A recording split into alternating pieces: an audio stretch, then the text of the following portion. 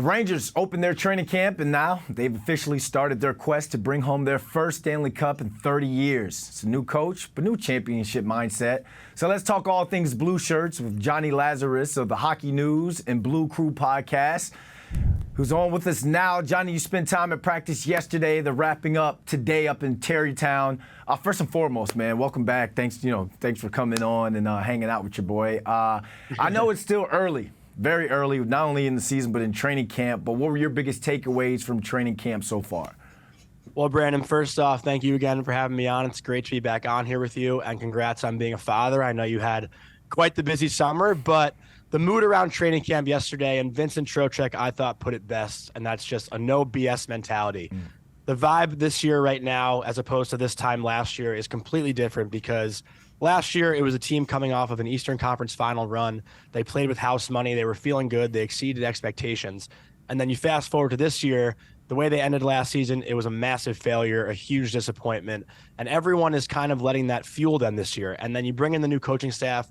Peter Laviolette has such a fiery personality, and just watching him walk around the rink, I don't want to say guys look a little bit scared or intimidated, but the vibe is just completely different than what Gerard Gallant brought to this team. So the mood right now is that everyone's focused, they're dialed in, they're excited to learn the system that Peter Laviolette's going to bring to the group this year, and there's no BS. So it's put up or shut up for this group, and the time to win is now. I wonder if that no BS is a good thing. Like you were saying, like guys kind of, I know you weren't saying scared, like they're scared of the man, like Bobby Knight type scared, but the Peter Laviolette era has officially begun. Talk about that relationship between him and the players so far. What are the players saying about him? So the conversations that he's talked about thus far, and he, I mean Laviolette, he mentioned talking to Jacob Trouba, the Rangers captain, just about the leadership group and what things they want to change. But Laviolette made it clear that there won't be many changes to the leadership group this season unless guys' personalities somewhat shine. He's open to it. And then another conversation he had was with Alexis Lafreniere, who has a ton of attention on him going into this season. Lafreniere was the Rangers' #1 overall draft pick back in 2020 and hasn't necessarily flourished yet early on in his NHL career, but there's a narrative around him that he could succeed more if he's playing on the right side as opposed to his natural left side. And Laviolette made it clear that Lafreniere will play on the right side to start training camp. Yeah. And we saw today the first time that lines were put out, Lafreniere was on that top line. So the opportunity is his to take.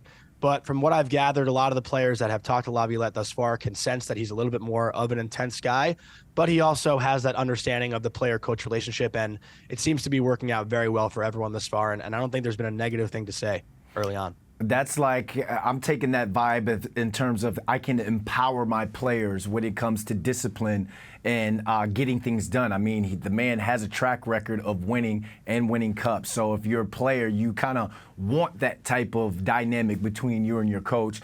That's the dynamic and personality-wise, but skill set and X and O's-wise, how does he make this team better?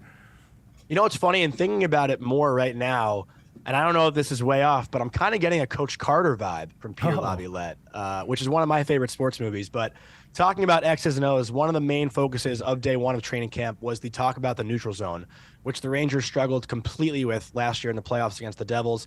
The Devils' speed and skill totally dominated the Rangers getting through the neutral zone and creating odd man rushes against the Rangers. So that's a big focus going into this year, is how can the Rangers trap their opponent in the neutral zone to create turnovers and then turn that into offense.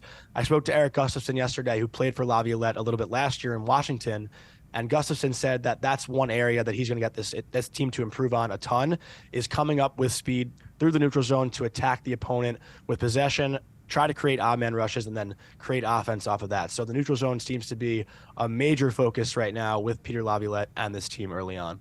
It's great that they got a coach that's kind of putting them in the right position and setting high expectations on this team. And you're in the locker room with the players. You got a chance to talk to a bunch of them. What are the players saying about their expectations and goals for the upcoming season?